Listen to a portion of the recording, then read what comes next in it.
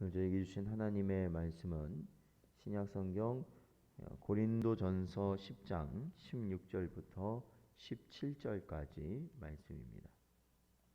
고린도전서 10장 16절부터 17절까지 말씀입니다.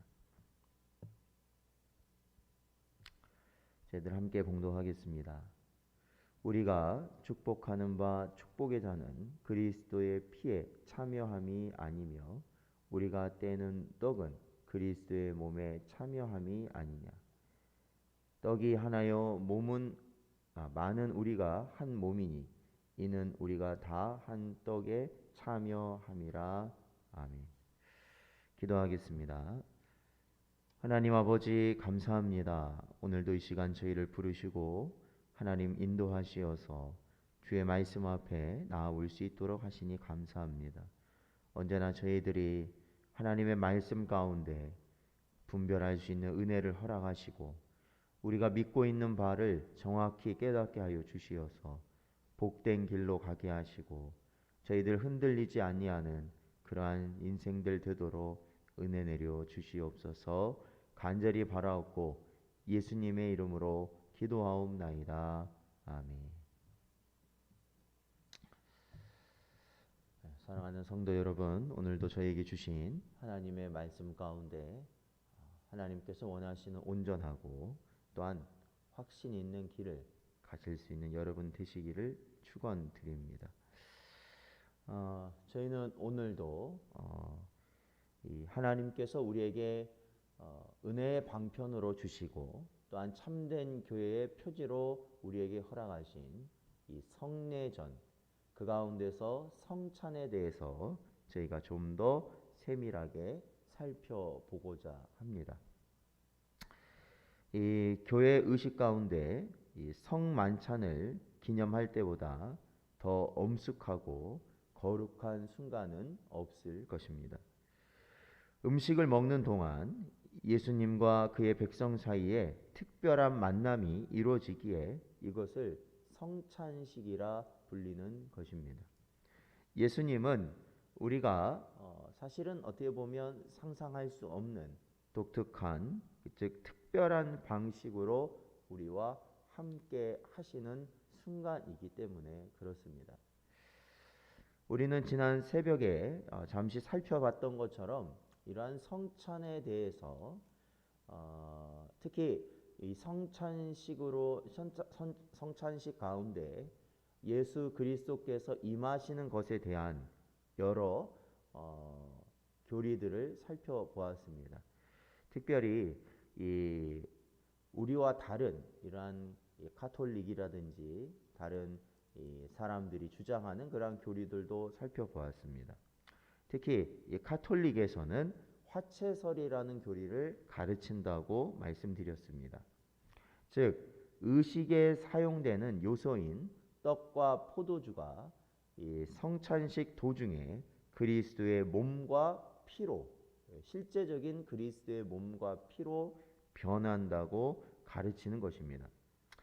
떡과 포도주가 가지고 있는 그 자체의 모습은 여전히 떡이고 포도주이고 그 냄새 역시도 그렇지만 그것이 그리스도의 실제 살과 피로 변화된다고 믿는 교리가 바로 화채설입니다.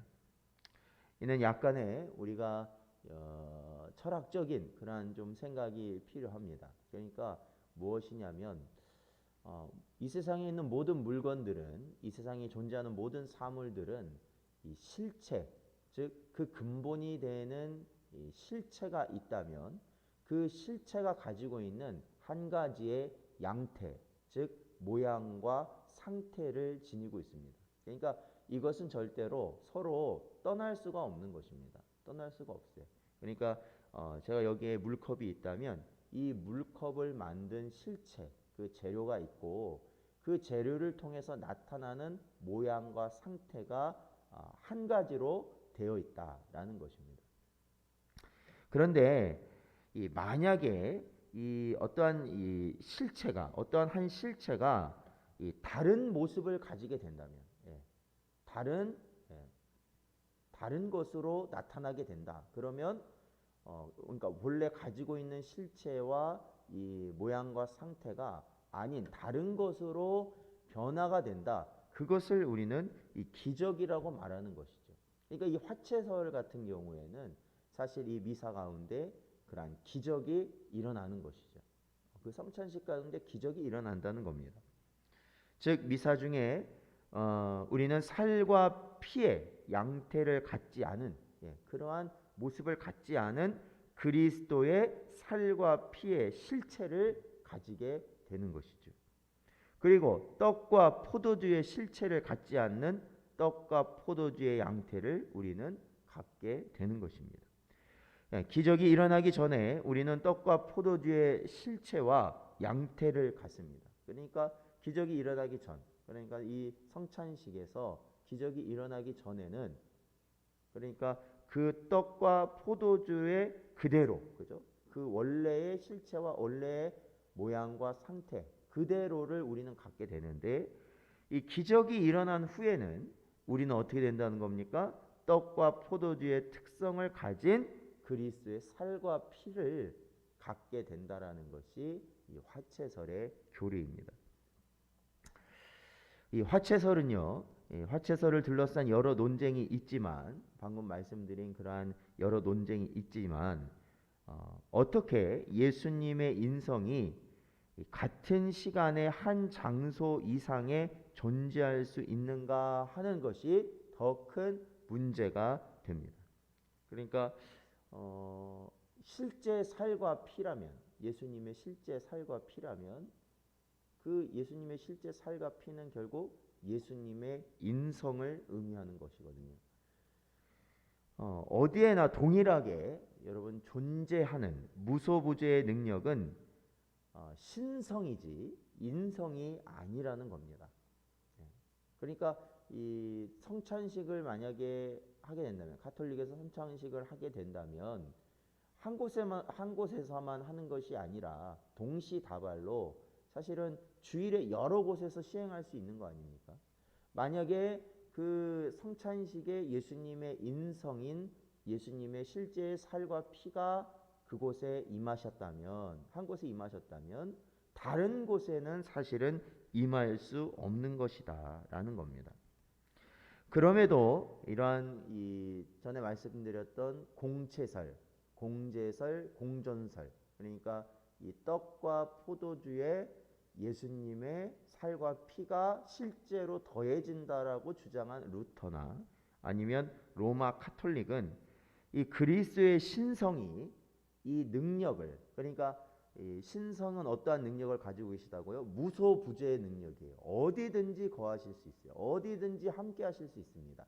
그러한 능력을 인성으로 전달하여 그 인성이 한 장소에 한정됨에도 불구하고 같은 시간에 그러니까 그 성찬을 하는 같은 시간에 한 장소가 아니라 여러 곳에 함께 임재할 수 있다라고 가르치는 것입니다. 그래서 그게 가능하다.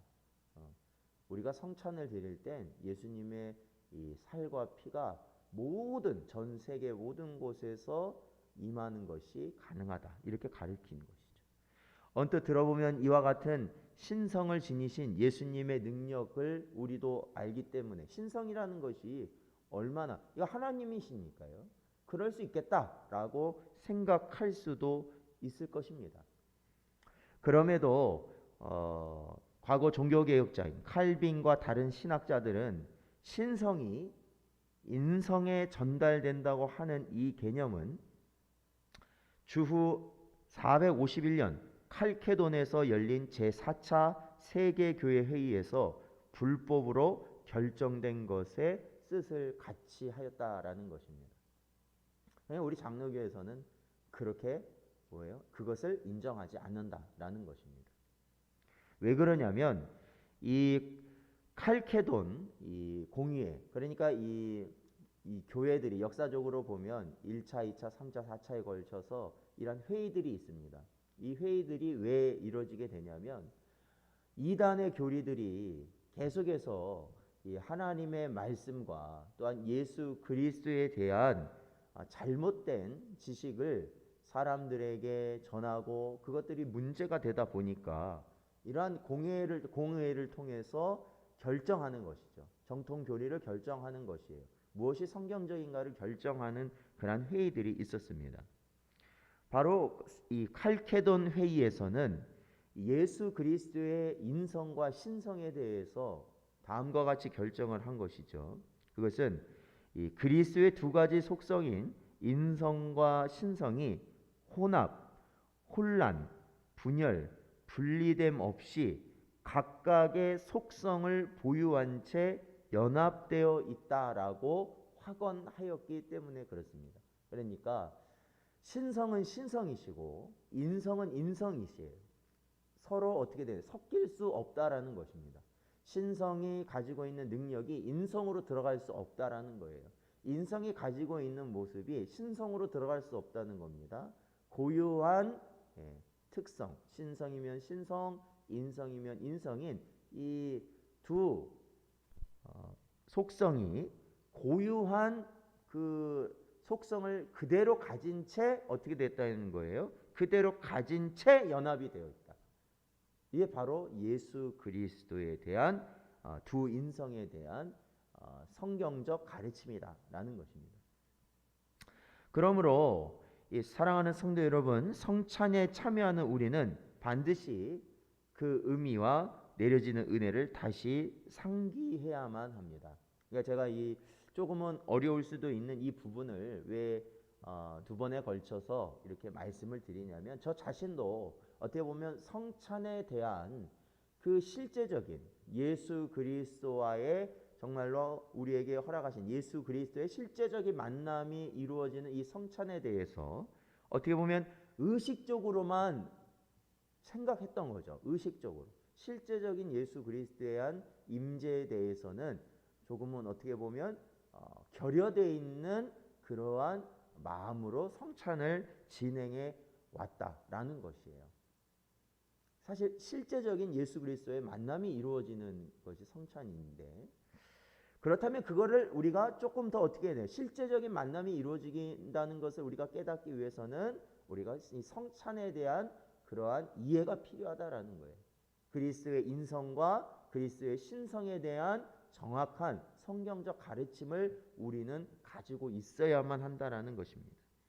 그래서 성찬의 떡과 포도즙이 그리스도의 육체로 변화하거나 그것이 더해지는 것이 아니라, 그렇죠? 그 성찬에 우리가 나누는 빵과 이 포도즙에 예수 그리스도의 실제적인 피와 살이 더해진다든지 아니면 그것 자체가 이 가톨릭에서 말하는 화채설처럼 완전히 변하여지는 그러한 것이 아니라 그리스도의 신성에 충만한 임재, 그러니까 무소부재하신 예수 그리스도의 신성한 예수 그리스도의 신성이 충만한 임재, 그 성찬식 가운데 충만히 임재하시는 가운데 바로 이 신성은 아까도 말씀드렸죠.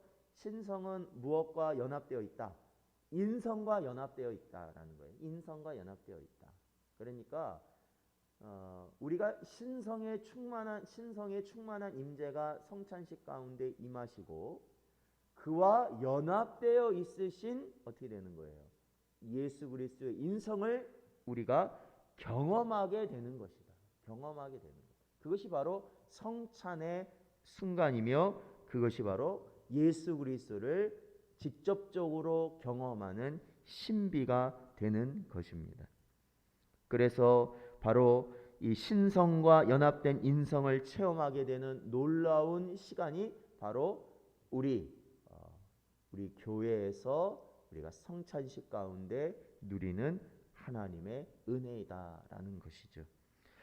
이제 우리는 부활주일에 성찬식을 이제 진행할 거예요. 그렇죠? 얼마 안 남았습니다. 이때를 우리는 기다리며 소망해야 할 것입니다. 이때를 기다리며 소망해야 됩니다. 무엇을 기다리며 소망해요?